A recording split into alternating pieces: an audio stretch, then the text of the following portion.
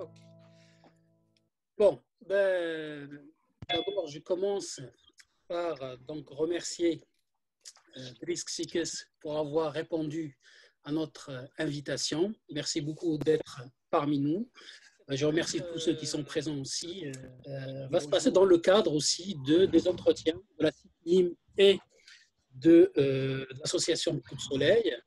Et donc, je vais commencer par une petite présentation donc, de notre invité, Driss Xiques. Donc, je vais commencer par cette présentation et bon, je vais le présenter, je vais poser une ou deux questions et puis voilà, la parole sera donnée, surtout donc, voilà, ce qui nous intéresse tous les deux le plus, c'est la réaction en fait, de vos réactions par rapport à l'ouvrage donc de Driss. Donc, alors, pour te présenter Driss, j'insisterai sur deux éléments qui te caractérisent le plus à mes yeux. Je dirais c'est l'engagement citoyen et la liberté.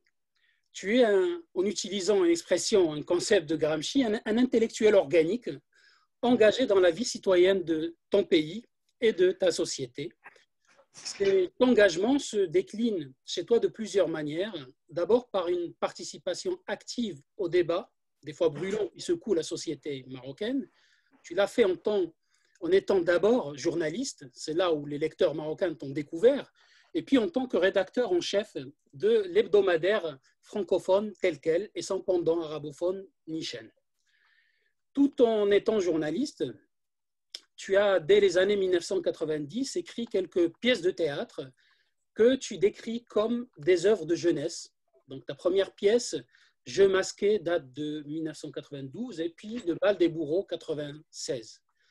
En 1998, tu publies ta première pièce, Pas de mémoire, mémoire de pas, suivie en 2000 par Le sein des incertains, deux œuvres par lesquelles tu as, en tant que jeune auteur engagé, une entrée remarquée dans le monde du théâtre marocain en abordant des sujets délicats, la condition féminine au Maroc au travers de la dénonciation des violences faites aux femmes et la question du suicide et de l'hypocrisie dans Le sein des incertains.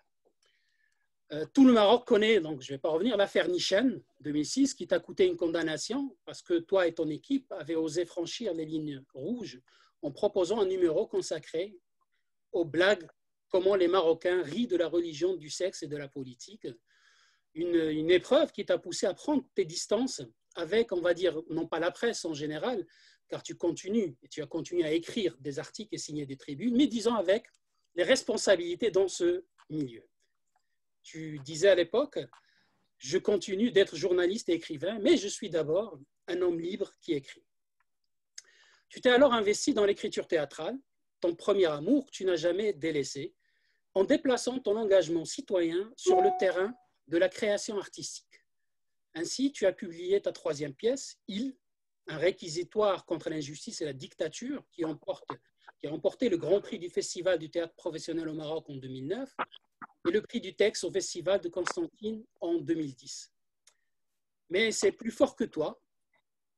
Ne te contentant pas de seulement goûter au plaisir, je dirais, solitaire de l'écriture, comme certains, c'est peut-être cet engagement de terrain qui te manquait. Et c'est celui-là qui t'a poussé à lancer, avec Jawad Sounani, l'une des expériences, à mon avis, théâtrales les plus originales qu'a connu le Maroc. Je parle de Daba Théâtre Citoyen, une entreprise artistique dont le but était de participer à la création d'un théâtre élitaire pour tous, ritualiser l'action culturelle en fidélisant un public et enfin mettre en place une activité culturelle durable. Vous avez en l'espace de 4 ans, de 2009 à 2013, réussi à atteindre ces objectifs malgré le peu de temps dont vous disposez, le peu de moyens. La quatrième pièce, que j'ai eu le plaisir d'éditer aux Presses universitaires de Bordeaux en 2015, est l'un des fruits, 180 degrés, est l'un des fruits de cette action engagée dans le cadre de Daba Théâtre et plus précisément dans le cadre de Khbar fil Masrah, les infos dans le théâtre, ce qui étaient des ateliers dont le but est de s'inspirer de l'actualité pour créer des petites scénettes qui seront jouées puis débattues par le public. Je cite aussi les deux autres pièces, N'enterrez pas trop vite Big Brother, qui était édité en France en 2013, et Match en version bilingue, français et anglais, paru au pub aux Presses universitaires de Bordeaux en 2017. Donc, malgré une production dramatique qui commence à devenir importante d'après mes calculs, tu es actuellement le dramaturge marocain francophone qui a édité le plus de pièces de théâtre, 6 en total, donc devançant notre grand Taïeb Saddiqui qui a publié 5 pièces en français.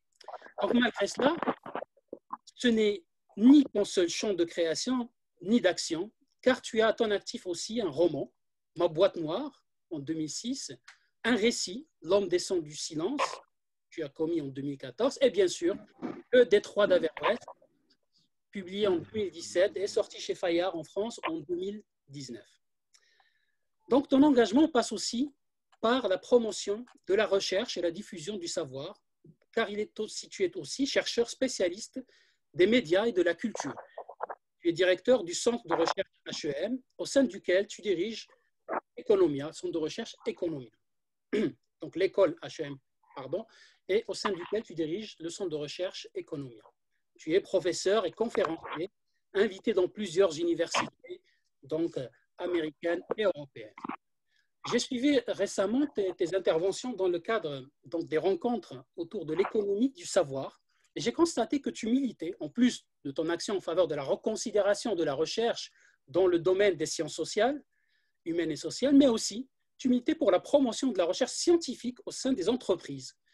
Ton engagement dans ces débats qui touchent différents domaines dans la vie intellectuelle, économique et politique du Maroc s'est aussi traduit par des écrits, des essais, des collaborations dont on peut citer Le métier d'intellectuel, dialogue avec 15 penseurs marocains, que tu as coécrit ou co-dirigé avec Fadma Eitmous en 2014, et puis le tissu, donc,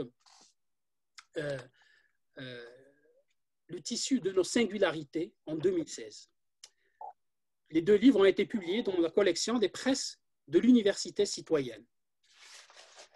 Peut-être le dernier aspect de ton action qui me semble très important, c'est le rôle de fédérateur d'énergie de personnes que tu arrives à accomplir à travers d'initiatives ou la mise en place de différents projets artistiques, scientifiques et culturels, des projets toujours ouverts sur les autres. Et j'aime beaucoup la volonté de connecter la société dans son ensemble avec ses élites et le savoir qui est souvent considéré comme élitaire. Connecter aussi les acteurs de la société civile et du monde artistique et de la recherche marocain avec le reste du monde. C'est un autre aspect fort de ton engagement citoyen. Ces initiatives, ces projets fédérateurs, je citerai par exemple, je dirais que voilà, tu es cofondateur des rencontres d'Averroès à Rabat en 2008, du collectif du Vivre Ensemble en 2012, de la chaire Fatima al-Mernissi en 2016, tu es curateur littéraire de plusieurs programmes, la Biennale d'art de Marrakech 2014, les Nuits de la philosophie, dont on va parler en 2017-2018, et tu es aussi membre du comité scientifique d'une organisation très importante qui est la CODERSIA, qui est principale structure d'appui de la recherche en sciences sociales en Afrique. Je voudrais finir par dévoiler un autre aspect de ta personnalité, ton engagement, qui est l'investissement pour la jeunesse. Moi qui t'ai côtoyé de près, j'ai pu mesurer à quel point tu t'intéressais à la jeunesse et à quel point tu misais même sur cette jeunesse souvent décriée. Tu l'as fait en soutenant, je me rappelle, quelques années en arrière, le mouvement musical Naïda, dont tel quel a joué un rôle important dans son émergence et sa popularisation, et en se dressant contre les conservateurs et les extrémistes qui ont essayé de museler ce jeune mouvement en arrêtant de jeunes artistes sous prétexte qu'ils se livreraient à des rites sataniques. Cet intérêt s'est encore manifesté récemment en initiant avec d'autres collègues donc, le projet Houdoud, Frontières, auquel j'ai participé en accueillant l'une de ces sessions à l'Université Bordeaux-Montaigne. Un projet ambitieux et original dont le mot d'ordre est la fertilisation de la recherche par les arts.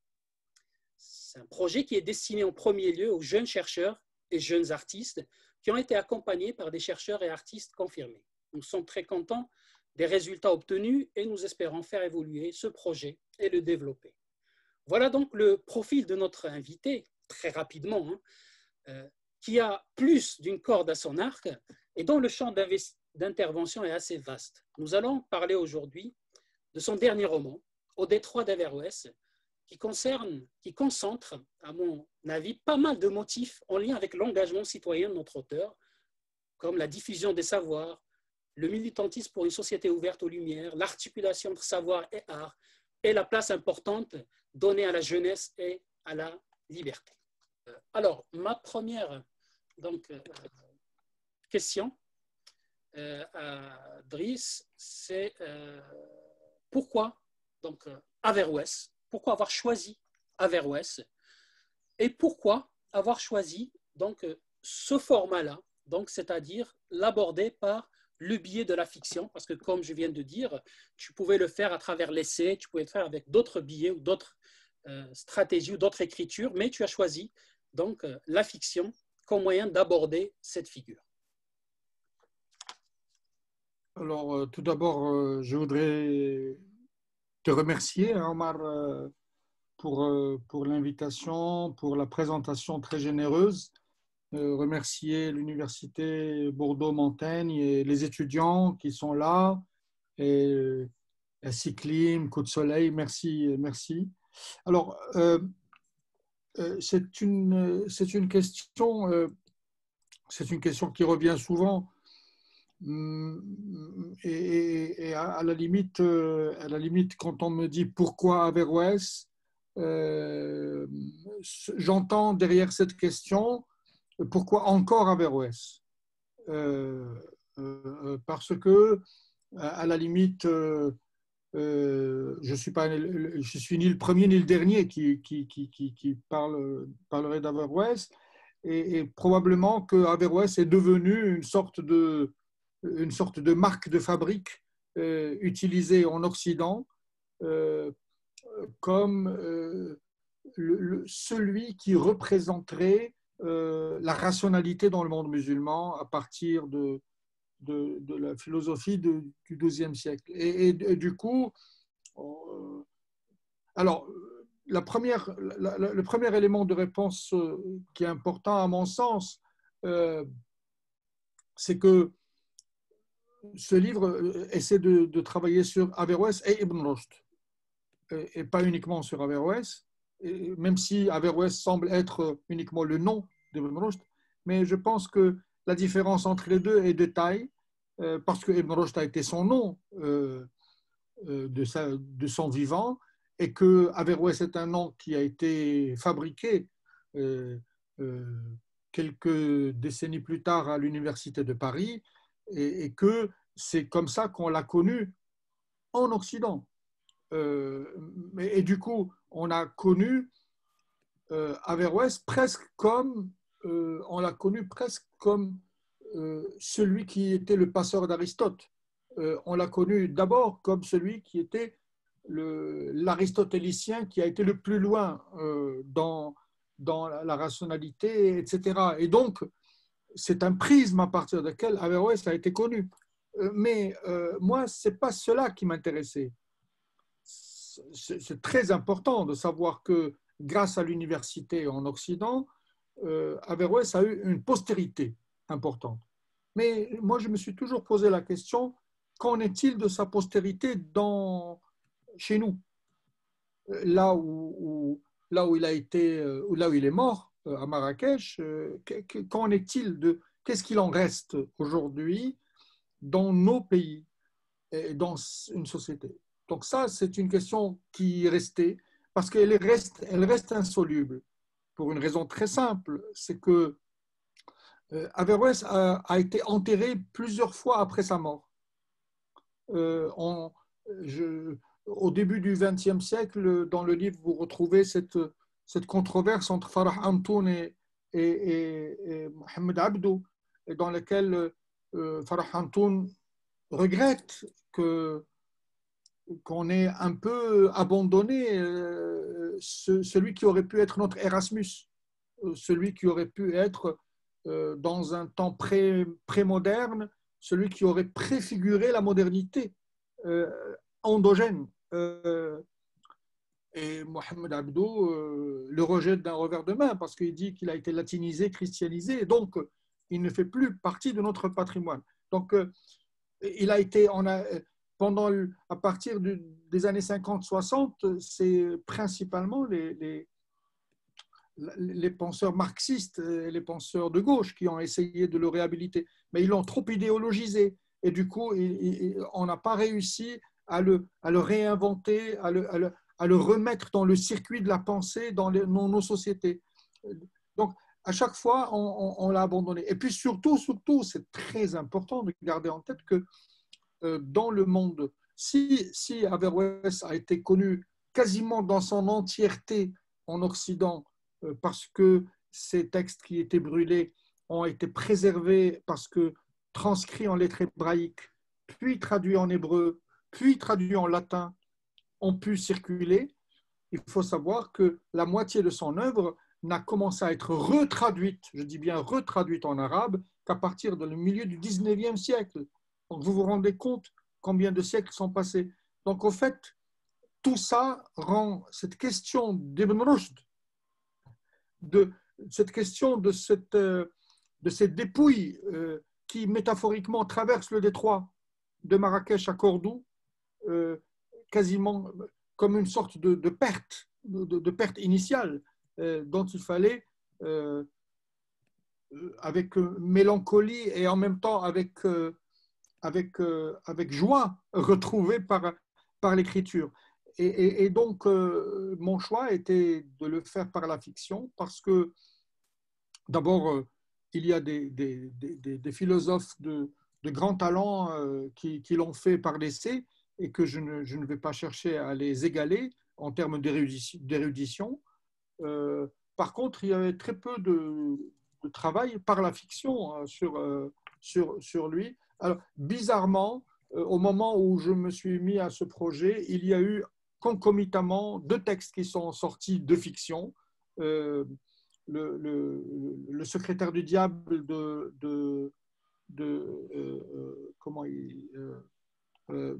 auteur de Gilbert Sinoé, pardon, et Violence hydraulique dans le sens où les rapports de puissance en fait. Et puis en même temps, il y a eu ce roman magnifique de Salman Rushdie dans lequel il y a les descendants d'Al-Ghazali et les descendants d'Averroès qui se confrontent. Et donc, c'est comme si à un moment donné, il y a quelque chose, un air du temps qui a fait que aussi en Occident, on a essayé de retrouver cela. Mais moi, je l'ai fait vraiment à partir de... Dernier élément de réponse, comme tu l'as dit, j'étais avec d'autres collègues derrière les rencontres d'Averroès au Maroc et aussi la nuit des philosophes. Et à un moment donné, en fait, ce qui m'a réellement donné envie d'écrire ce livre, ce sont des jeunes qui, dans l'esplanade de la Bibliothèque nationale à Rabat, étaient en train de discuter librement de philosophie. Et je me disais que quelle soif de discussion, de débat, pour réinventer des choses qui ont existé. Et c'est cela, en fait, qui m'a vraiment poussé à écrire ce roman. Merci. Merci, Driss. D'ailleurs, j'aimerais rebondir sur la jeunesse. Comme je disais dans ta présentation, je sais que la jeunesse, tu t'intéresses beaucoup à la jeunesse et que, voilà, que tu crois en cette jeunesse et la jeunesse est présente dans ce roman. Moi, j'étais beaucoup très, comment dirais-je, dubitatif par rapport à l'issue du roman, en fait, hein, à la fin du roman, parce que c'est un roman, en fait, bon, bien sûr, c'est une enquête, il y a une sorte de jeu de pistes aussi, quelque part, il y a beaucoup de lectures, il y a plusieurs lectures, il y a plusieurs pistes, et je ne sais pas si on sort de ce roman optimiste ou pessimiste, en fait. Vraiment, parce que on est un peu pessimiste quand on suit le cheminement d'Adib, quand Hassan, les personnages, en fait, on sent une amertume, un échec hein, chez ces personnes. Mais quand même, vers la fin, on a une sorte d'ouverture qui passe par le biais de cette jeunesse, en fait. Voilà, avec Nadia et son collectif néo-mu'tazilite. Et d'ailleurs, je trouve très intéressant, c'est-à-dire tu dis que, en fait, Averroès, il faut l'aborder autrement, en fait.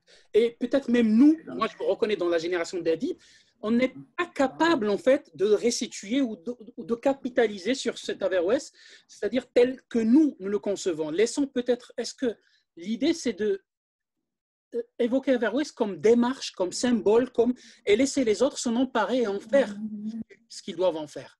Voilà. Qu'est-ce que...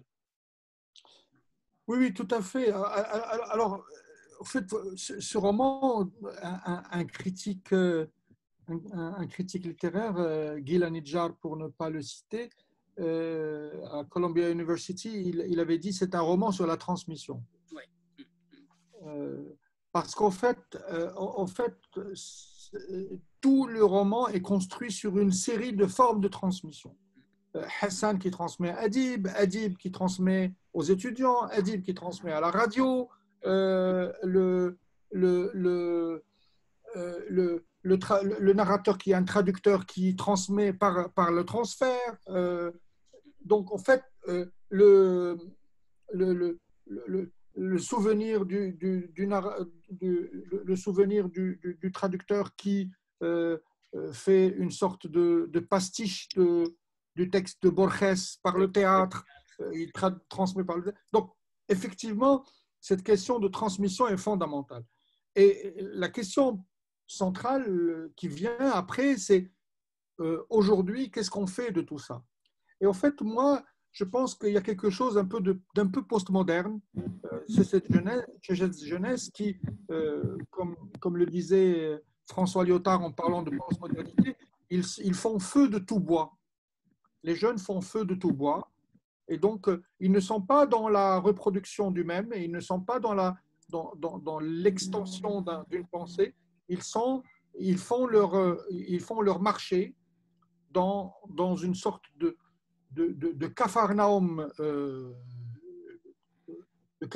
hérité, et ils essaient d'en faire de lui donner sens.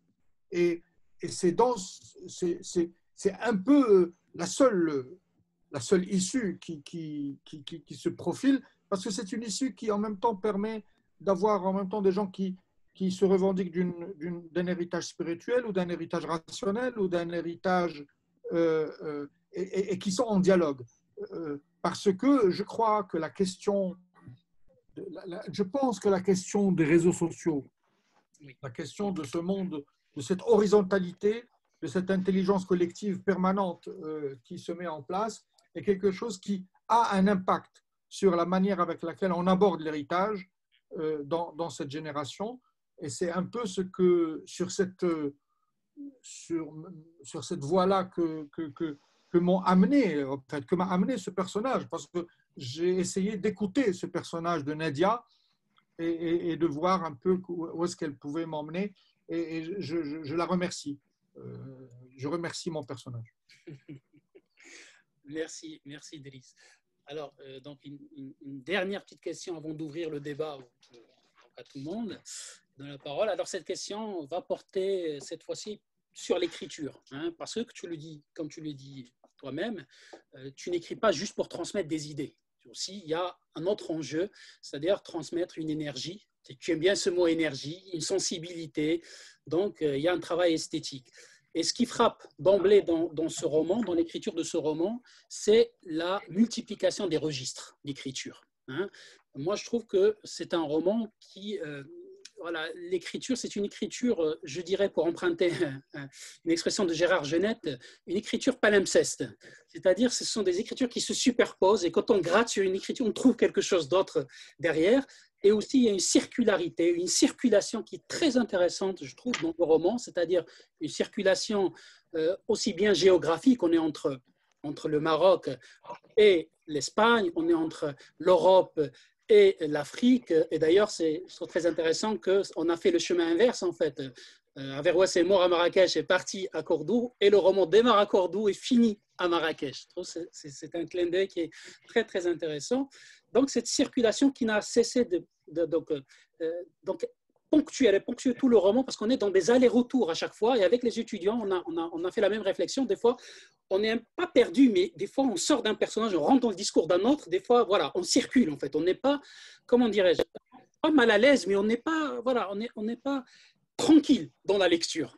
C'est pas une lecture linéaire où on suit un chemin, non, non, il y a des choses qui rentrent, et d'où aussi qui a donné, ou ce qui a aussi participé à cette instabilité du lecteur, c'est cette multiplication des registres. Donc, on a de l'écriture, on a différents registres, on a le journal intime, on a le théâtre, on a la chronique radio, on a le registre épistolaire, tout ça.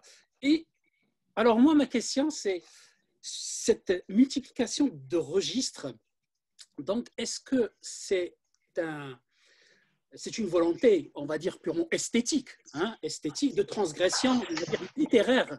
Hein. Je sais que, d'ailleurs, avec les étudiants, on a fait une remarque par rapport aux épigraphes que tu as mis au début du roman, que, en fait, tu as choisi des gens comme, par exemple, et des heures, par exemple, Jacques le Fataliste de Diderot, c'est une œuvre de transgression au niveau littéraire. Tu as parlé aussi Primo Levi, qui est entre le journalisme, l'écriture, la mémoire. Donc, Walter Benjamin aussi, l'hybridité. Et voilà, on a à la fin, comme ça, il y a quelqu'un qui. Micro, Micro, micro, sacre. Voilà. Donc, micro, s'il vous plaît. S'il vous plaît, il y a quelqu'un qui a le micro, on entend les échos. Merci. Ah, non,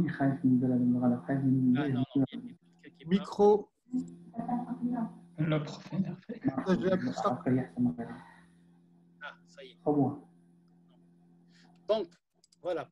Alors, voilà. Donc, pour finir, est-ce que c'est par vraiment, c'est une volonté, voilà, qui relève plutôt d'une volonté esthétique, on va dire, qui est de l'ordre de l'écriture, de la littérarité, etc., de la transgression, comme tu l'as fait d'ailleurs dans le récit L'homme descend du silence aussi, qui avait un petit peu des esquisses de ça, ou est-ce que, je me dis aussi, est-ce que c'est pas pour en fait éviter le piège, je veux dire, du didactisme ou le piège du roman à thèse, parce que en fait, malgré tout, il y a cette volonté de transmettre une pensée quand même, qui se décline de différentes manières, et pour éviter ce piège, puisque ça peut être un piège, d'autant plus que tu as parlé des autres écrits d'Averroès, j'ai vu Gilbert Sinéway, le roman Gilbert Sinéway, Gilbert Sinéway dit aussi, il y a peu d'éléments sur la vie personnelle d'Averroès, on ne connaît pas grand-chose, donc on est obligé de se baser sur sa pensée, d'où la difficulté un petit peu, comment la décliner cette pensée,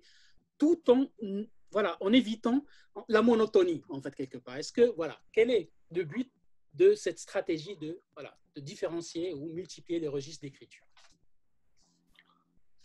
Je pense que la réponse, tu l'as dite à la fin. Un écrivain, j'espère, en écrivant un texte littéraire, on essaie de transmettre un plaisir. On n'essaie pas uniquement de transmettre des idées, sinon on ferait un essai. On essaie de transmettre des émotions et du plaisir. Et peut-être que il y a, à mon sens, deux types d'écrivains qui viennent du journalisme.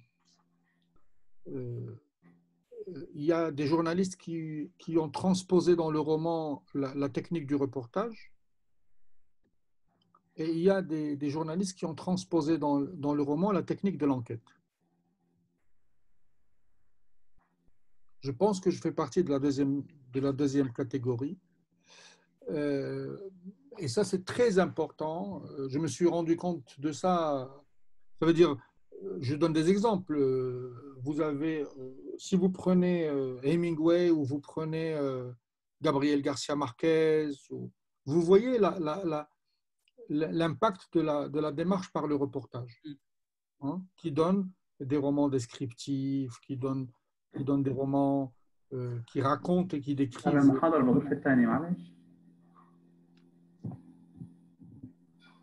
Micro, s'il vous plaît. Micro, s'il vous plaît. منتج بصقر ميكرو.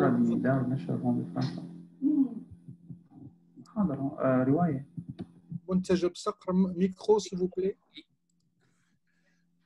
Excusez-moi, pardon. Désolé, Armand aussi. Oh là là. Micro, oui, oui. Merci. Alors, donc, je pense que je fais partie de cette deuxième catégorie qui est des journalistes qui ont un rapport avec la littérature par la question de l'enquête. La deuxième chose, c'est que moi, je suis un écrivain lecteur. Je ne crois pas qu'on peut écrire sur des auteurs ou sur des penseurs uniquement par par le récit ou par le fait de raconter une histoire. Donc forcément, la notion de palimpseste, elle remonte parce que nous passons par plusieurs filtres à partir desquels on constitue une écriture. Je pense que c'est une manière aussi, un peu pour prendre l'image du théâtre, de révéler les coulisses. De révéler les coulisses à partir desquelles la forme se construit. Hein. Je pense que c'est toutes ces petites choses, mais peu importe, elles n'ont aucune espèce d'importance. Le plus important, c'est effectivement que le lecteur ne s'ennuie pas, que le roman ne devienne pas effectivement un lieu d'idéologie, parce que dans ce type de roman, il y a ce gros risque. Oui. Et ça, il n'y a pas pire pour tuer un travail littéraire, d'où cette tension que j'ai créée entre les deux narrateurs, en fait, entre Edib et le narrateur traducteur. Il fallait une tension. Je vous révèle que au départ, j'ai écrit ce roman uniquement par la voix de Edib. Et c'est dans un deuxième temps, en réalisant que ça pouvait devenir justement didactique, ça pouvait devenir qu'il a fallu faire tout un travail pendant une deuxième année, toute une année, uniquement créer le personnage du narrateur. Donc ce travail de tension, c'est ce qui crée l'énergie. Oui. L'énergie, la passion,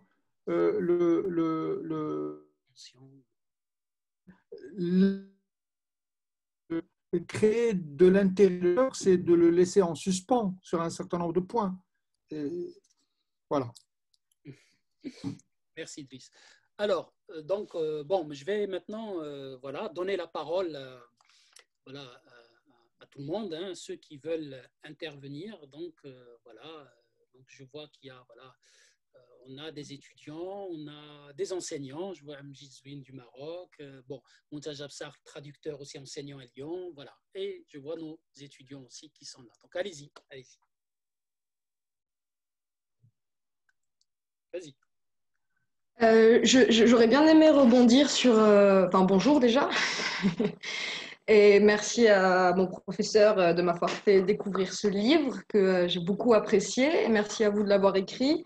Ça m'a permis de découvrir cette figure d'Averroès qui, dans mes études sur Al-Andalus, était quand même assez impressionnante et assez complexe à comprendre aussi. Donc, je trouvais que ce livre était une superbe introduction à sa pensée et très agréable à lire. Mais je voulais rebondir sur la relation de Hadib et du narrateur. Et je trouvais intéressant leur relation complètement différente avec Averroès et ce narrateur qui est beaucoup plus neutre dans un premier temps par rapport à lui, et Hadib qui voilà, lui fait prendre position en fait, malgré lui. Il doit prendre position dans un sens ou dans un autre, et je trouvais ça intéressant en fait. On ne peut pas rester neutre face à cette figure. Je ne sais pas quel était le message derrière ça. Est-ce que, oui, je réponds au fur et à mesure, je crois que c'est mieux, n'est-ce pas? Oui. Oui, bon, bonjour, Delphine, c'est ça? Non? Pardon, votre nom? Ah, c'est Bio. Non, c'est Ava. Ava, ok, pardon, Ava. Alors, merci. Alors, oui, effectivement, le narrateur préparant une thèse sur Averroès, forcément avait cette sorte de distanciation académique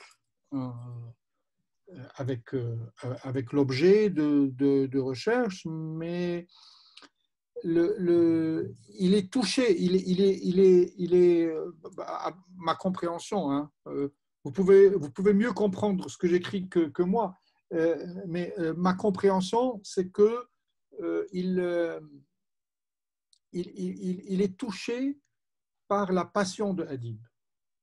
Et vu que Adib part et lui laisse, parce qu'en fait, je le redis, il y a un jeu de poupée-gigogne et de transmission permanente, que Adib part et lui laisse tout ce legs, il trouve qu'il y avait là-dedans une matière qui ne peut plus pas rentrer dans les critères scientifiques d'une thèse, qui finalement, probablement, nous met des œillères sur des aspects qui sont de l'ordre du sensible ou de l'ordre de l'intime ou de l'ordre du subjectif. Et en fait, par ce biais, je suis en train d'interroger les limites de la recherche et la force de la littérature. Je fais une sorte d'éloge de la littérature.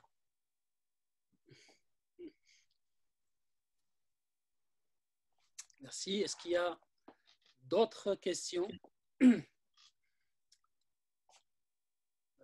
Bonjour. Bonjour. Oui, mais merci déjà d'avoir accepté de venir et d'intervenir. Et merci à M. Fertad pour nous avoir fait le lien. C'était un grand plaisir de lire justement votre ouvrage et c'était très intéressant. Je voulais vous poser plus une question moi, sur la forme. Ce serait pourquoi vous avez choisi d'écrire ce livre en langue française? Et dans un deuxième temps, comment est-ce qu'il a été reçu justement au Maroc? Merci. J'aurais bien aimé savoir écrire dans une autre langue. Je ne sais pas ce que ça veut dire, cette question d'écrire. On écrit dans la langue dont on maîtrise une palette de grammaire plus large que la grammaire qui nous est donnée. Je ne sais pas si vous comprenez ce que je suis en train de dire. La littérature n'est pas une simple affaire de reproduction d'une grammaire donnée par la langue elle-même. Un écrivain doit avoir une grammaire beaucoup plus large. Mais on ne peut pas avoir une grammaire plus large dans le seul matériau dans lequel j'espère avoir cette possibilité, c'est le français. En arabe, je ne l'ai pas. Je peux écrire des articles en arabe. Je peux écrire, je l'ai fait d'ailleurs, je le fais. Je peux écrire des articles en anglais, je le fais. Mais écrire un texte littéraire, j'en suis incapable. Donc, c'est ce que j'ai entre les mains et j'essaie d'en faire ce que je peux. Et en même temps, je ne sais pas si j'écris en français. Je pense que j'essaie d'écrire avec aussi mes tripes, avec mes souvenirs, avec ma mémoire, avec des traces de mon dialectal qui sont dans le texte. Après, heureusement qu'il y a la traduction qui peut permettre à un livre Donc, pour moi, par rapport à cette question, j'ai toujours une réponse, c'est de dire ma langue, c'est la littérature. C'est ça ma langue, ce n'est pas le français. Ma langue, c'est cette grande palette de sensibilité que m'offrent des écrivains aussi divers que James Joyce, que Taïb Saleh, que Chinua Achebe. Donc, moi, je lis dans les trois langues et ce qui me touche, c'est la littérature. Après, le matériau de travail, c'est un matériau de travail. Merci. Bonjour. Bonjour. Merci d'être parmi nous. J'avais une question. Vous avez évoqué tout à l'heure Farah Antoun et Mohamed Abdou. On sait très bien qu'ils étaient les deux représentants des premiers courants qui ont commencé dans le monde arabe avec la Renaissance. Donc, ma question est celle-ci. À quel courant peut-être vous pouvez dire que vous appartenez à tel ou tel courant peut-être? Pardon, moi-même? Oui, vous-même, oui. Ah, d'accord. Je ne sais pas. Je suis certainement. Je suis très attentif à l'histoire de la Nahda et de ce qui s'est passé pendant la Nahda. Oui. Mais la Nahda en soi est un mouvement de fin du 19e, début du 20e, qui, à mon sens, pour moi, celui qui me touche le plus dans la Nahda, c'est Taha Hussein. D'accord. Voilà. Celui qui, pour moi, a eu la clairvoyance de voir juste dans l'héritage, de le déconstruire et d'être complètement ancré dans une histoire, etc., et avoir cette grande ouverture sur la littérature mondiale et la littérature française, etc. Je ne Par rapport suis... à Averroès, Pardon? la conception de Averroès par rapport à la Renaissance, en fait. C'est pas juste la littérature en général. Oui, oui. Alors, par rapport à la conception, je suis certainement plus proche de la sensibilité de Farah Hantoun que de celle de Mohamed Abdo, ça, c'est évident. Parce que je considère que justement, Averroès nous dit quelque chose d'extraordinaire. Averroès mettait Aristote et le Coran sur un pied d'égalité. Hein? Il disait, ce n'est pas parce que la source d'une pensée nous est étrangère que nous devons sous-estimer son importance. Si elle nous apporte un regard qui enrichit notre compréhension du monde. Donc, moi, je me sens tout à fait dans cette logique d'hospitalité de la pensée. Moi, je suis plus dans une logique d'hospitalité de la pensée. La pensée n'a pas de frontières et la pensée n'a pas d'appartenance propre. Je suis en même temps attentif à toute la dimension postcoloniale qui nous amène à être très suspect vis-à-vis d'une sorte d'universalisme surplombant eurocentré. Et en même temps, je ne suis pas pour une sorte de pensée spécifique qui est dans la réaction uniquement. Je suis plus pour la construction d'une pensée humaine par plusieurs centres. On en fait partie. Je vous remercie. D'ailleurs, Driss, en parlant de Taha Hussein, est-ce qu'il y a une filiation entre le Adib de Taha Hussein et ton Adib? C'est un clin d'œil à Taha Hussein. C'est un clin d'œil, effectivement, mais c'est vrai que le terme adib en arabe est très beau parce que il veut dire le lettré, il veut dire l'intellectuel, il veut dire aussi une forme de celui qui porte une forme de civilité. Donc il y a tout, il y a une polysémie dans le terme de adib que j'aime beaucoup. Et oui, il y avait clairement un clin d'œil. Oui. Même le nom d'Adib, on a trouvé aussi qu'il fait la jonction entre le XIIe siècle et l'époque moderne aussi, parce que ce concept, il est un concept de Moyen-Âge, l'Adib, l'Adab, etc. Et que le rôle aussi, c'est le pendant. Voilà. Et surtout avec cette idée que la définition de l'Adib, c'est celui qui est versé dans toutes les sciences sauf la religion, en dehors de la religion. Tout à fait. Alors, est-ce qu'il y a d'autres questions? Parce que je vois aussi qu'il y a des questions par chat, là, qui sont posées par chat. Par exemple... Moi, j'ai une question, mais après, j'attends tout. Bonjour. Bonjour, Amar. Vas-y, Sakar, vas-y. Je peux? Oui, bien sûr, vas-y.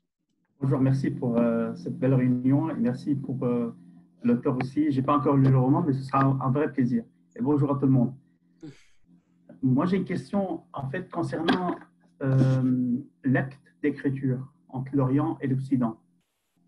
Je suis francophone de Damas et je lis en français, en anglais, et j'écris aussi en arabe, des fois en français.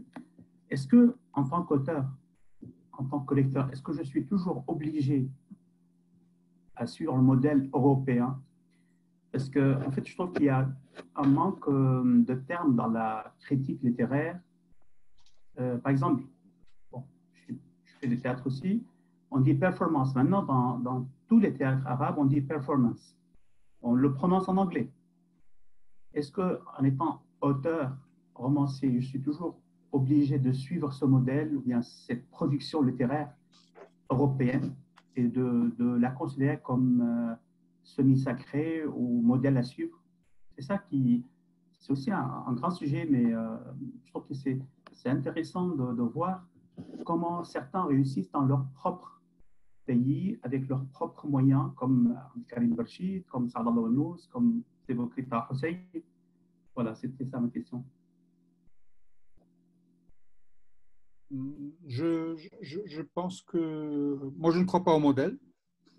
Je ne crois pas au modèle. D'ailleurs, si vous lisez le texte, vous allez voir que justement, c'est une manière de défier le genre. Je ne crois pas que le genre du roman tel qu'il a évolué en Occident m'intéresse. Je suis probablement plus proche d'une forme qui est en même temps plus fragmentaire qui est chez nous depuis les Mille et une nuits. Et je suis aussi très intéressé par des formes les formes de réalisme magique développées en Amérique du Sud. Donc, je suis pas. Alors là, par contre, sur ce point, moi, je suis très, très attentif à construire des objets qui épousent la question que je suis en train de me poser. Je ne suis attaché à aucun modèle. Je suis vraiment dans l'expérimentation permanente de travail. Ce livre, par exemple, est écrit, comme l'a dit tout à l'heure Omar, avec plein de registres d'écriture, justement parce que je ne me sens pas très à l'aise dans les formes. Vous savez, les formes aujourd'hui qui se construisent en modèle, ils sont érigés en modèle par le marketing littéraire. Ils sont érigés en modèle parce que dans les catégorisations des éditeurs et dans le rubricage des libraires, ils rentrent dans des choses, dans des cases. C'est très bien, c'est intéressant. Je ne me sens pas concerné par ça. Merci pour votre réponse. Et je ne parle pas de vous, hein, je n'ai pas encore lu le roman, ce sera un plaisir, mais je parle de façon générale. En fait, parce que quand oui, on connaît alors le côté justement, du... Pardon. Non, pardon, je pensais... Comme on lit dans deux langues, on pense, en fait, on voit que on parle toujours de l'influence de l'Occident sur des auteurs, sur le réalisme, par exemple, chez certains auteurs. Il y a toujours ce qui vient de l'Occident, qui est valorisé par les critiques. Là, récemment, j'étais en train de lire sur l'intermédialité, jusqu'à présent, on hérite la production des autres. C'est ça ma question. Oui, c'est un plaisir de découvrir votre œuvre. Oui.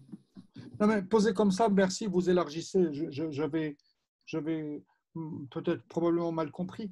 Alors, sur cette question, je suis entièrement d'accord. Ça veut dire, je pense qu'il faut effectivement sortir de cette filiation occidalo-centrée dans la manière de retracer de retracer les filiations intellectuelles, littéraires. Je me sens plus proche en écrivant ce texte, par exemple, de quelqu'un comme Abdel Fattah Kilito, qui est un grand auteur marocain. Et je me sens aussi proche ça a été écrit. Donc, je pense que dans la critique littéraire, on n'a pas encore réussi à faire ce travail de lecture attentive de l'intertextualité endogène ou des intertextualités qui sont hors du circuit classique de lecture, qui sont disponibles aujourd'hui par indexation, tout simplement. Les chercheurs, ils suivent les indexations et ils reproduisent des schémas qui sont déjà dessinés. Sortir de ça demande du courage, demande de la curiosité, demande un vrai travail un vrai travail, j'allais dire d'archéologue, et pas uniquement de lecteur. Et parfois, les critères aujourd'hui de publication dans le monde deviennent rapides, contraignantes, et les gens reproduisent un peu des schémas. Donc, je pense qu'il y a aussi un travail sur soi, que les gens qui sont dans la critique littéraire, qu'ils se remettent en cause. Merci pour votre réponse. Merci, Issa. Merci, Driss. Alors, est-ce qu'il y a d'autres... Oui, j'aurais une petite question, s'il vous plaît. Allez-y. D'ailleurs, d'abord, bonjour à tout le monde. J'ai eu un pur plaisir de lire Au détroit d'Averroès. J'aurais deux petites questions à M. Xikis. Quand on lit le roman, il y a un rapatriement, une restitution du personnage d'Ibn Rushd ou bien d'Averroès à travers la fiction. Et à ce moment-là, quelle est la limite entre la fiction, l'histoire et l'essai? D'autant plus que le personnage d'Adib se dessine dès l'incipit comme étant un personnage archéologique, anthropologique, etc. Et je cite une phrase d'ailleurs qui dit « Je m'étais évertué à énumérer toutes les fois où l'esprit du philosophe avait été enterré dans l'histoire, toutes les couches d'a priori, de préjugés et d'autres anathèmes qui le tenaient à jamais si éloigné de nous. » Et cette tentative de rapatriement et de restitution n'est-elle pas ou ne s'inscrit-elle pas dans une réinvention du personnage, je dirais même une réinvention maghrébine qui s'oppose à à la version dominante qui est occidentale? Et voilà. Merci à vous. Vous avez dit que vous avez deux questions. Oui, la première, c'était les limites et les frontières entre la fiction, l'histoire et l'essai dans la construction des récits. Et la deuxième, donc, c'était par rapport à la réinvention du personnage qui serait une version maghrébine en quelque sorte. D'accord. Merci beaucoup. Merci beaucoup, Sharef, c'est ça? Tout à fait. Merci. Alors sur les limites, probablement qu'il n'y en a pas. Probablement qu'il faut les brouiller. Alors, il y a un vrai sujet lorsque nous travaillons effectivement sur un personnage historique et que nous voulons faire de la fiction. Moi, personnellement, qu'est-ce que je retiens? Je dis, je ne suis pas concerné par la véracité. Par la véracité des faits. Ça, c'est le travail des historiens. Qu'il aille vérifier est-ce que ça a réellement eu lieu, etc. Ça, c'est son travail. C'est le travail de l'historien, de l'archiviste, de l'enquête historique.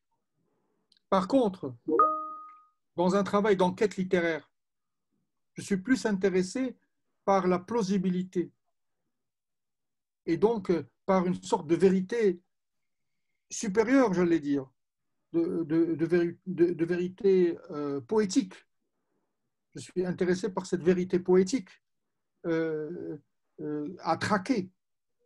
Et donc, il y a une quête, plutôt qu'une enquête, il y a une quête de cette vérité poétique. Dans cette quête de la vérité poétique, je vous donne un exemple.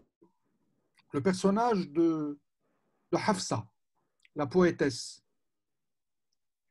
Hafsa a existé historiquement en Indonésie. Elle est connue comme une grande poétesse au même titre que Ouellada. Une poétesse connue comme une poétesse libertaire de l'époque. Il n'y a aucun document qui atteste que Ibn Rushd et Hafsa se sont rencontrés.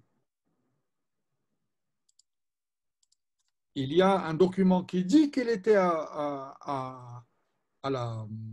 chez le sultan Al-Muhad à Marrakech, parce qu'effectivement, on a On a loué ses services pour enseigner l'arabe et on sait que Ibn Rushd était dedans.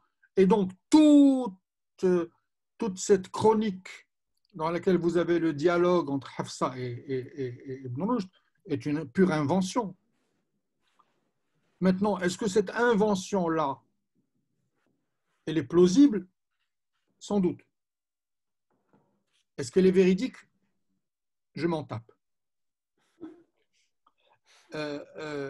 Deuxième exemple,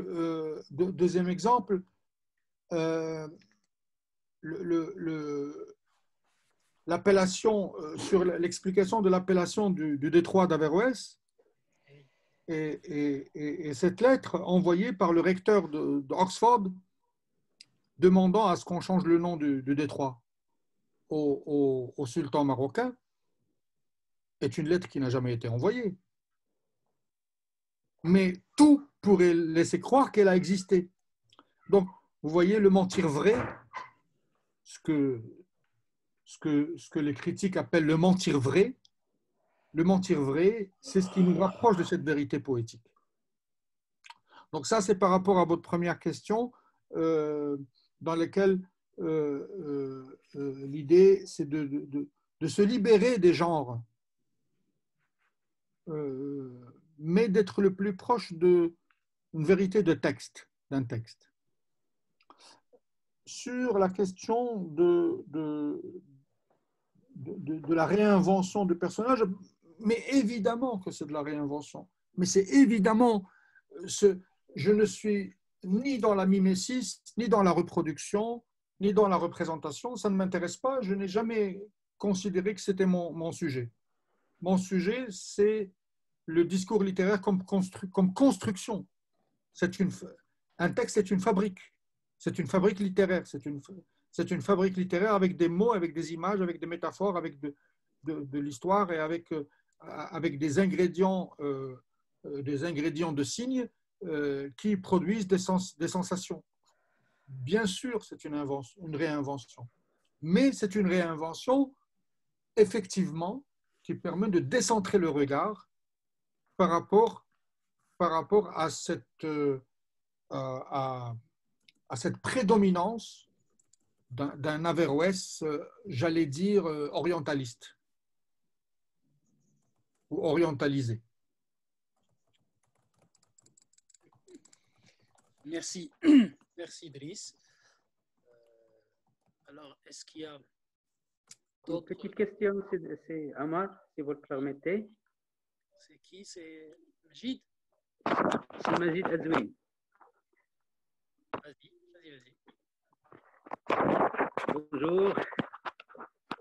Merci, c'est Amar, pour nous avoir offert l'occasion de pouvoir débattre avec Driss, que je n'ai pas vu depuis le projet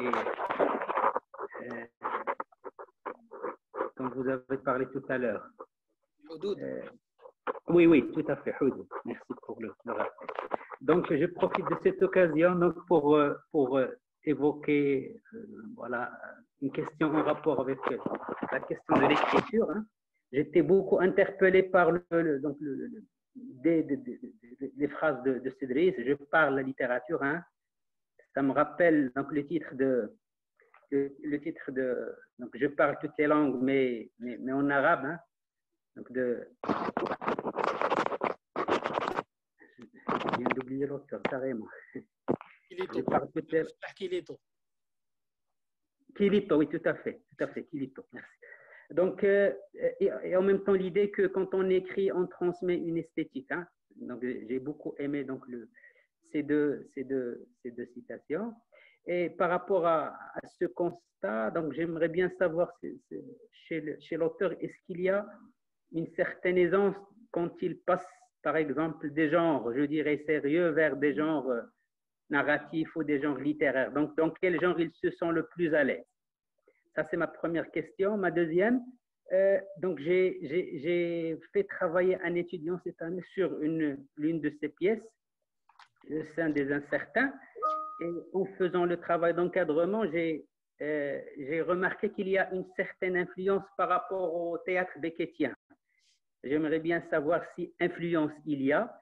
Et d'ailleurs, cette influence, je l'ai repérée par la suite dans un titre l'une de ces nouvelles, en attendant 6 mots. Donc, est-ce que cette lecture elle est plausible ou pas? Est-ce qu'on peut parler d'influence ou pas dans l'écriture théâtrale de Cédric? Et je vous remercie. Merci. Merci beaucoup, Majid. J'aimerais bien voir votre image, vous avoir en vidéo, juste pour me souvenir de votre... Ah, salut. Salut. Ok, génial. Je voulais profiter d'abord pour juste dire un mot pour tout le monde. Cette expression, je parle toutes les langues, mais en arabe, de Kilito, qui est reprise à partir de la formule de Kafka, je parle toutes les langues, mais en yiddish. Et en fait, il y a toute une histoire derrière. Si vous voulez que je vous la raconte, si vous me posez la question, je vous dirai. Alors, sur la question de l'écriture théâtrale, l'écriture, on va dire, romanesque, vous savez, je vais ramasser les deux questions en une réponse. Vous allez comprendre. Les gens peut-être ne le savent pas assez. Beckett était le secrétaire de Joyce. Et en fait, Joyce, comme vous le savez, a une écriture généreuse. Je veux dire, il est dans ce qu'on appelle en anglais the stream of consciousness, le flux de la conscience comme mode d'écriture, et donc du coup beaucoup de digressions, d'associations, etc. Et Beckett, comme vous le savez, est très économe et d'une économie radicale dans l'écriture. Mais Beckett a toujours eu ce complexe vis-à-vis de Joyce, c'est qu'il réalisait qu'il ne pouvait pas être romancier. Parce que ce soit Molloy ou d'autres textes, on voit que c'est une écriture, c'est une écriture qui est son esthétique à lui, qui est épurée, etc.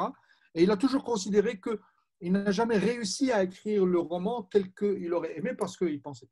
Mais en même temps, Beckett a toujours considéré que l'écriture théâtrale, il le dit dans une des lettres à un metteur en scène, il considérait que l'écriture d'une pièce de théâtre est comme l'écriture d'une partition de musique. Il disait que les mots, comme les silences, ont la même valeur. Et donc, c'est la seule chose que tu ne peux pas retrouver dans l'écriture romanesque et de fiction, parce que c'est là où on retrouve la question de la part d'oralité, d'énergie, comment le corps qu'est-ce que le corps fait de la parole, etc. Tout ça, Beckett a réussi quelque chose d'exceptionnel, de trouver cette alchimie entre la parole, le silence et cette écriture épurée. Et personnellement, j'ai toujours considéré que l'écriture théâtrale est comme si on était dans une plaine et qu'on avait des jalons. Les jalons, on les a et après, il faut faire un circuit sur une plaine. Et donc, c'est quelque chose qui, pour moi, a été plus naturel dans mon parcours. Quand j'essaie d'écrire la fiction, je pense plus à la montagne. Je me dis qu'il faut monter un versant et trouver le point à partir duquel ça coule de source. Pourquoi ? Parce qu'il y a un risque d'errance dans l'écriture de la fiction. Il y a le risque de l'errance. Quelqu'un qui vient du théâtre, et ça, Beckett aussi, il le dit d'une certaine manière, quand on vient du théâtre, quand on veut passer à la fiction, on a cette peur de perdre le lecteur et donc de se perdre soi-même. Donc, du coup, il faut trouver le point à partir duquel ça peut tenir. Mais la dramaturgie nous apprend quelque chose d'autre. Les dramaturges sont très proches des architectes. Ils sont très attentifs à l'agencement des choses et à l'agencement de l'espace, à l'agencement de textes, et l'agencement des discours, etc. Et donc, vous allez trouver chez tous les, presque, regardez de près, des gens qui écrivent du théâtre et qui écrivent de la fiction, il n'y en a pas beaucoup. Souvent, le souci de la structure est quelque chose de très, très important. Toujours, on va chercher le moyen qui permet à la chose de tenir parce qu'il y a cette peur de l'errance. Donc oui, je suis très, très, très, très, très proche de Beckett. Mais Beckett a écrit l'absurde après la Deuxième Guerre mondiale. Il a écrit un absurde qui venait de la désolation. Je crois que moi en tout cas, je me sens également proche de quelqu'un justement comme Saadallah Wannous ou quelqu'un comme je me sens proche aussi de Nabil Hlou, je me sens proche aussi de quelqu'un aussi comme Soni Laboutansi. Pourquoi? Parce que je cherche aussi à saisir l'absurde qui est révélé par ma réalité. Et donc, je ne dirai jamais je suis beckettien ou ça ne veut rien dire. Peut-être qu'il y a 20 ans, je vous aurais répondu comme ça, oui, oui. Mais aujourd'hui, je ne peux plus le dire. Aujourd'hui, je pense que on est traversé par plusieurs sensibilités. Je suis aussi très touché par Tchekhov parce que je considère que Tchekhov a réussi quelque chose d'extraordinaire de dire que de trouver cette tension entre le passé et le futur. Et ça, c'est quelque chose qui me marque. Donc, voilà un peu ce que je pouvais dire. Mais le plus important dans l'écriture théâtrale, c'est qu'elle passe ce test de l'énergie et de la capacité à devenir une parole qui porte une poésie et une force sur scène. Je suis très attaché à la scène en tant qu'auteur de théâtre. Merci, merci Driss. Alors, peut-être qu'il y a aussi des personnes là qui sont un peu timides, donc elles ne veulent pas se montrer, mais il y a des questions. Je vais lire une des questions qui est envoyée par Uthman, donc, qui dit alors, que vous inspirent ces professeurs de philosophie qui critiquent un manuel scolaire d'éducation islamique dans lequel la philosophie est définie comme une production de la pensée humaine contraire à l'islam?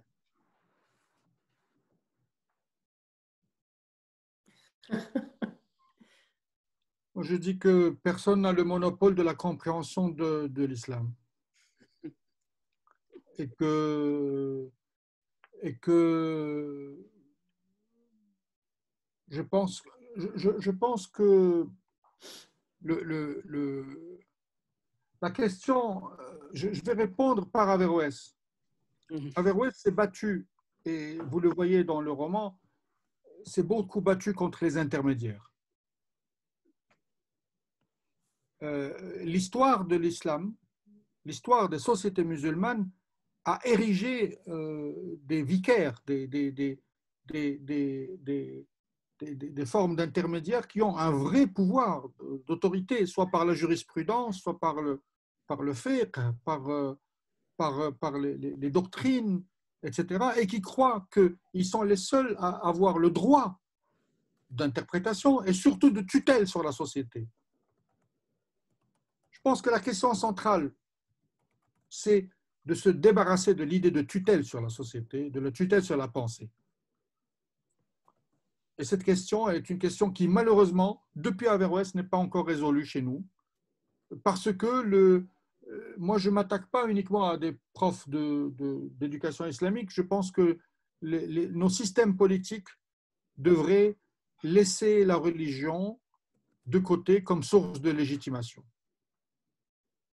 Et sortir, il faut qu'on arrive à sortir de ce piège de politisation de la religion par qui que ce soit,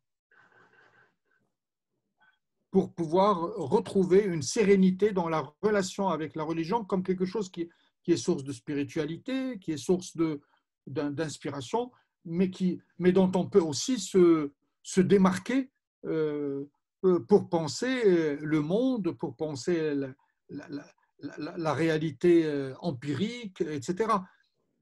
Cette liberté-là est quelque chose qui demande encore beaucoup de travail, d'efforts, de discussion, de débat. Il n'y a rien à décréter. Il faut que ça émerge de nos sociétés. Il faut qu'il y ait suffisamment d'espace.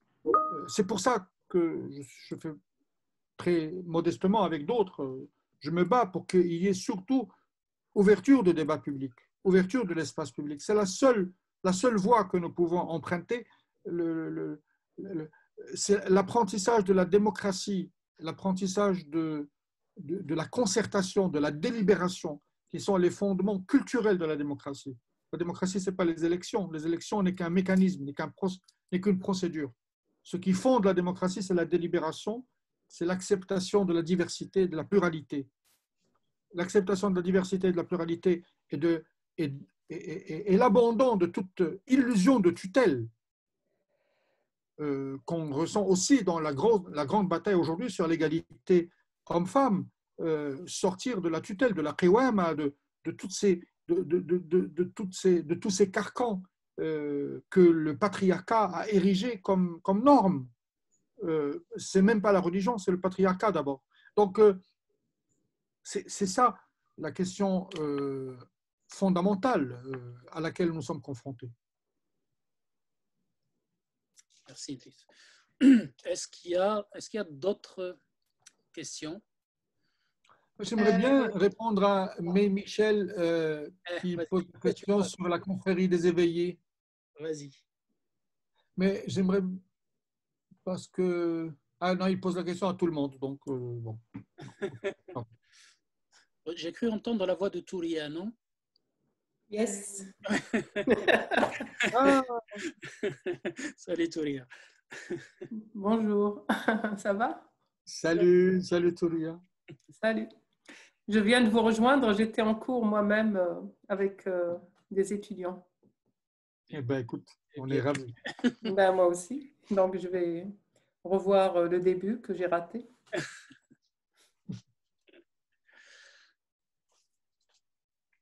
Donc, est-ce qu'il y a des questions? Oui, j'aurais bien aimé poser encore une ou deux questions. Vas-y. Allez-y.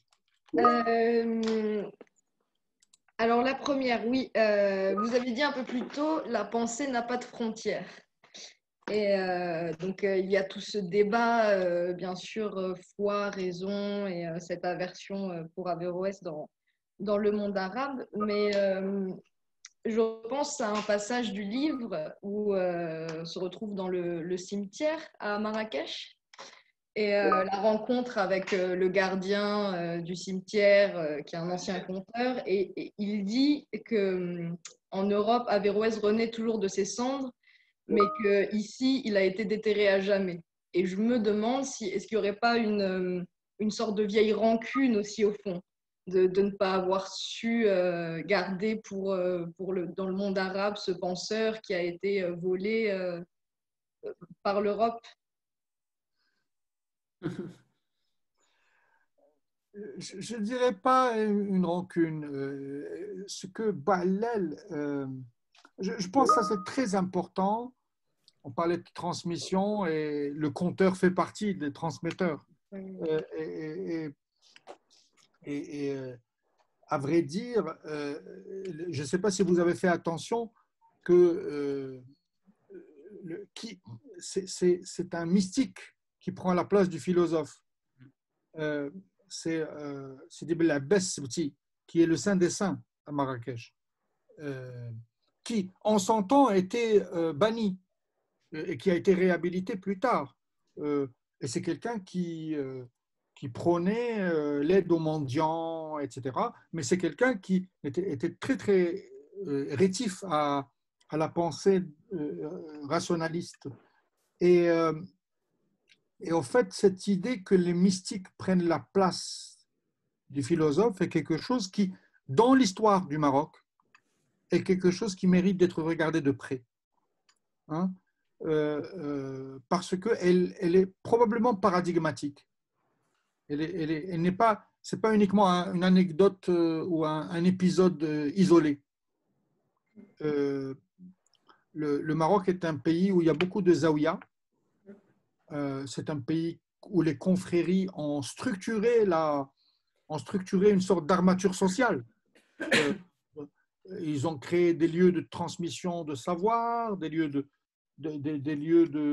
d'intellection, des bibliothèques. Les zaouïas sont. Donc en fait, le Maroc est énormément structuré aussi par les zaouïas historiquement. Et par contre, la pensée rationnelle, eh ben, elle n'a pas trouvé d'emprise, de réceptacle pour lui donner une force dans la société, ni à l'école, pas suffisamment à l'université, et on l'a vu même dans les années 70, 80, comme vous le voyez dans le texte, tout cet acharnement contre la pensée philosophique, etc., qui est encore très récent chez nous. Donc, c'est pas une affaire ancienne qu'on est en train de traiter dans ce livre. On est en train de traiter quelque chose de très contemporain. Hein. Donc, par contre, que le pouvoir s'appuie sur le mysticisme est quelque chose qui continue, sur la pensée magique, plutôt que sur une pensée rationnelle. Donc, ça c'est vraiment paradigmatique. Donc, je vous invite à aller regarder de plus près. Je pense que c'est une question importante. Merci.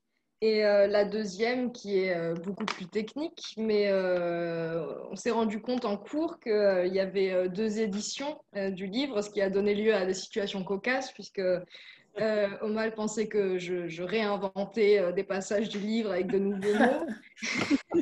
Et non, je ne me suis pas approprié à ce point-là ce livre. Mais pourquoi du coup ces changements? Donc il y a eu des changements typographiques, des passages en italique dans la première, alors que dans la deuxième édition, ce ne sont plus que les mots d'origine arabe, il me semble. Enfin, voilà, des changements lexicaux. Pourquoi ces changements du coup? Ah ben ça, c'est la chance d'avoir... au Maroc, il y a eu 2 éditions, et puis quand j'ai eu la chance d'avoir cette réédition chez Fayard, d'abord, moi j'avais déjà demandé au Maroc à ce qu'on mette 2 typos pour les 2 narrateurs, mais ça n'a pas été fait par l'éditeur marocain. Donc Fayard ont tout de suite compris et bon, voilà, ils l'ont fait. Donc ça, c'est le changement de typo, j'en étais heureux parce que je pense que ça aide le lecteur. Ça, c'est fondamental. 2, oui, c'est vraiment une nouvelle édition. J'ai encore relu le texte. J'avais cette possibilité et je me suis rendu compte de certaines lourdeurs ou certaines voilà, des petites choses, c'est des obsessions d'écriture. Si j'ai encore une autre chance de publier le texte dans une autre édition, probablement que je reprendrai encore des choses parce que, vous savez, le texte est ouvert à l'infini et il continue de l'être grâce à vous. Donc, je pense qu'il ne faut surtout pas croire qu'un texte est clos, c'est le tuer.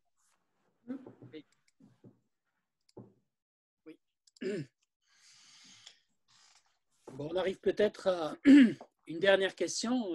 L'heure et demie s'est écoulée rapidement. Hein. On est pratiquement à 13h, moins de 3 minutes. Donc, s'il y a la place pour une dernière petite question? Alors, je vais en profiter peut-être pour répondre à cette question Alors, d'abord, je n'oppose pas mysticisme et rationalisme. Je pense qu'ils sont opposés par les acteurs politiques. C'est pas moi qui les oppose. Par contre, la confrérie des éveillés, dans la confrérie des éveillés, il y a probablement un effort un peu plus d'orientation des données historiques pour servir parfois une vision idéologique. Et probablement c'est ça la limite, moi, que je me mets par rapport au rapport entre fiction et histoire. C'est de s'assurer de la plausibilité et de cette vérité poétique qui, pour moi, est le plus important. Donc, je n'aime pas prendre la place des historiens. Les historiens font leur travail, les écrivains font un autre type de travail. Voilà, c'était pour répondre à May Michel. Driss, moi j'ai une dernière question. Concernant la relation de l'intellectuel et du pouvoir. Parce que c'est une question qui est posée dans le livre d'Averroès, c'est-à-dire que, voilà, on l'a vu à travers quelques personnages comme Aziza, par exemple, qui dit que s'il n'y avait pas un pouvoir bienveillant, peut-être qu'on n'aura pas eu Averroès. Et l'autre thèse qui dit que non, Averroès aurait existé malgré tout. Et aussi, on le voit aussi dans l'attitude d'Averroès, surtout par rapport à Ibn Tufayl. Je crois qu'il y a eu un échange où Ibn Tufayl disait à Averroès, il faut garder ton savoir pour toi, hein, il ne faut pas le diffuser. Et on a compris qu'Averroès, contrairement à ce que dit Ibn Tufayl, et même ce qu'il dit le Mansour, le calife, le sultan, il a quand même fait en sorte que la pensée donc, voyage quelque part. Donc, je dirais que, voilà, que peut-être ce lien, parce que aussi je le mets en lien avec une discussion que vous avez eue, que je trouvais très intéressante dans les rencontres d'Averroès, d'ailleurs où il y avait des passages, j'invite ceux qui nous regardent à écouter aussi les lectures de quelques passages de ton livre par un comédien que je trouvais magnifique, notamment le dialogue entre la poétesse et Averroès. Vraiment, ça vaut le coup. C'est très, très poétique et c'est très joli. Et donc, il y a eu une discussion, je me rappelle, qui est posée, alors je ne me rappelle pas du nom de monsieur tunisien très connu qui a participé à la Constitution, sur cette relation, ce retard dans le monde arabe. Pourquoi le monde arabe n'a pas réussi à passer à la scolastique, à cette sécularisation? Et tu as répondu aussi en mettant en lien la politique aussi et le rôle de l'intellectuel. Alors j'aimerais bien savoir, voilà, comment toi tu analyses ça, d'autant plus que tu te retrouves quelque part en ce moment dans cette situation un petit peu, c'est-à-dire que l'intellectuel quand même qui est maintenant, qui est impliqué dans une instance nationale, qui est quand même du système. Comment on peut faire? Est-ce qu'il y a moyen de changer les choses de l'intérieur? Quelles sont les limites de l'intellectuel dans notre monde? Voilà, toutes ces problèmes. Je sais que c'est une question assez vaste, mais bon. Bon, alors, oui, c'est vrai que c'est une grosse question. Tu parlais de Yad Ben Ashur, juste pour te donner le... Exactement. Yad Ben Ashur, d'ailleurs, qui sort un livre là chez Gallimard sur je pense qu'il l'appelle l'équation démocratique. Oui, qui est un grand juriste et philosophe du droit. Oui. Et vraiment un grand monsieur, et quelqu'un pour lequel j'ai énormément de respect. Mais ce dont tu parlais pour les rencontres d'Averroès, c'était à Marseille, effectivement. Ce n'est pas les rencontres d'Averroès que nous organisons. Non, c'est à Marseille, oui. Je ne me permets pas de me servir. C'est plus à Marseille qu'ils ont fait effectivement un très beau comédien qui lit des extraits. Oui. Alors, sur cette question de l'intellectuel et du pouvoir. Alors d'abord, pour revenir à Averroès et Proust, effectivement, deux choses d'abord à comprendre pour ne pas faire d'anachronisme. Averroès lui-même distingue le khassa ou l'amma. Il distingue l'élite et la plèbe, et il distingue ce qui est réservé aux initiés et ce qui peut être dit au peuple. Donc, il est encore dans cette position prémoderne dans lesquels tout n'est pas dissible à la multitude. Donc ça il faut pas croire qu'il était non plus... hein, voilà. Donc, par exemple, Averroès avait deux types de livres. Hein. Il avait des livres qui étaient purement philosophiques, qui étaient le commentaire d'Aristote ou le commentaire du livre de la politique de Platon ou l'éthique à Nicomaque ou le commentaire du livre de la nature, etc., etc. Tout ce travail-là n'est pas quelque chose qui était diffusé pour en général. Ça restait, d'abord, on est dans des parchemins à l'époque, il n'y a pas encore d'imprimerie, et ça reste vraiment dans des cercles très, très fermés.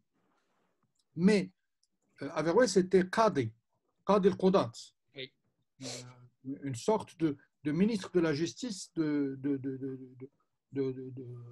Cordoue. Il appartient à une grande famille de juges et de juristes. Donc, et c'est quelqu'un qui avait un contact permanent avec les gens en tant que juge. Donc, il voyait les gens, il discutait avec eux, etc., etc. Et deux, il avait un lien très fort avec le cousin du sultan, qui était le maire de la ville. Et donc, c'est cette relation qui fait dire à certains il était proche du sérail, etc., etc. Il fait partie des notables, il fait partie des familles de notables. C'est pas... Oui. Donc, alors, effectivement, il a une proximité avec le maire. Mais ce qui est connu de tous, c'est que c'était un incorruptible et que c'était un ascète. Il avait une sorte de régime frugal de vie, vraiment très connu. Rien n'est connu sur sa vie intime. D'ailleurs, quand je me suis mis à écrire ce livre, mon ami Abdel Fattah Kelleto m'a dit « Mais si tu trouves la femme, tu pourras écrire le livre. » Il fallait revenir à Hafsa et trouver un truc. Bon, voilà. Donc, ce que je veux dire, c'est que vraiment, on est devant un personnage, un ascète, régime frugal, contact permanent avec les gens, et en même temps, qui regarde les grandes idées philosophiques les plus subversives aristotéliciennes, qui les garde pour les initiés. À côté, il écrit d'autres types de livres dans lesquels il polémique avec les juristes, avec les fuqaha, et avec les théologiens, et avec les mutakallimin, les théosophes, donc, dont le Mu'tazila. Parce qu'il faut savoir que pour lui, le Mu'tazila eux-mêmes ne sont pas dans le rationalisme. Ils sont dans une pensée spéculative. Donc, en fait,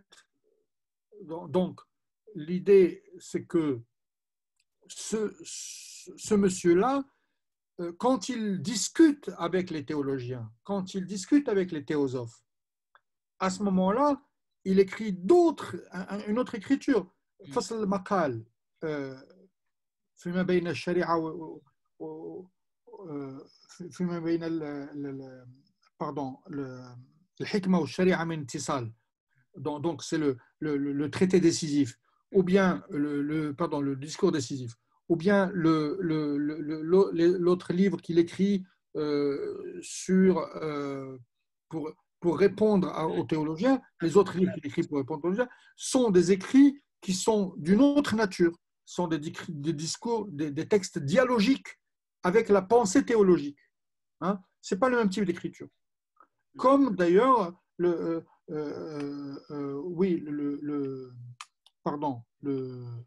livre dans lequel il répond à Al-Ghazali,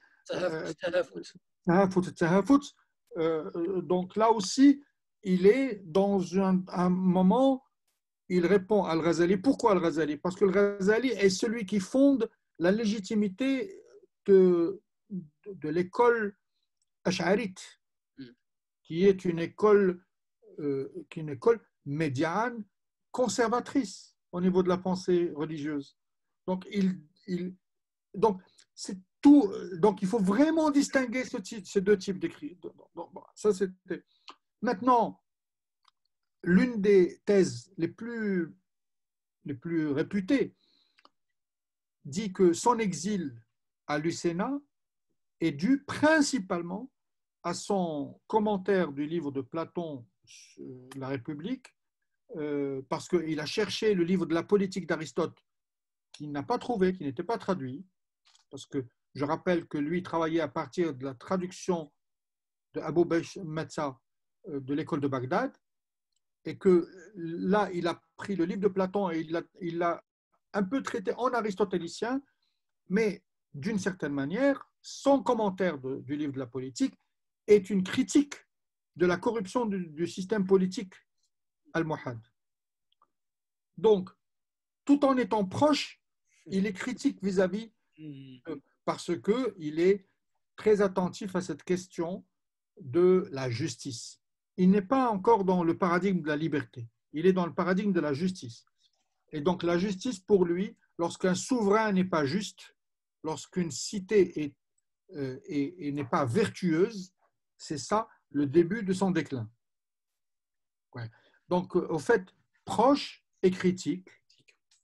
Proche et critique. Donc voilà, Ibn Tufayl effectivement était médecin, philosophe, proche du pouvoir. Il n'a écrit qu'une fable parce qu'il n'a pas voulu, il a fait un autre choix, un choix beaucoup plus détourné que Ibn Rushd. Maintenant, pour terminer sur tout ce que cela nous apprend, moi, personnellement, je pense que cette question, quelle est l'éthique de l'intellectuel? L'éthique de l'intellectuel, c'est le dire vrai. C'est le parler vrai et le dire vrai. Il a cette obligation éthique vis-à-vis de lui-même et vis-à-vis de l'espace public. Le pouvoir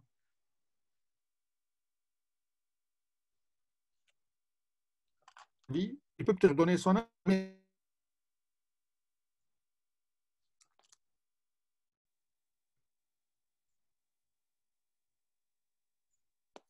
un rôle dans la cité. Personnellement, je n'ai à aucun moment cessé de jouer ce rôle parce que je considère que je ne dépends de personne.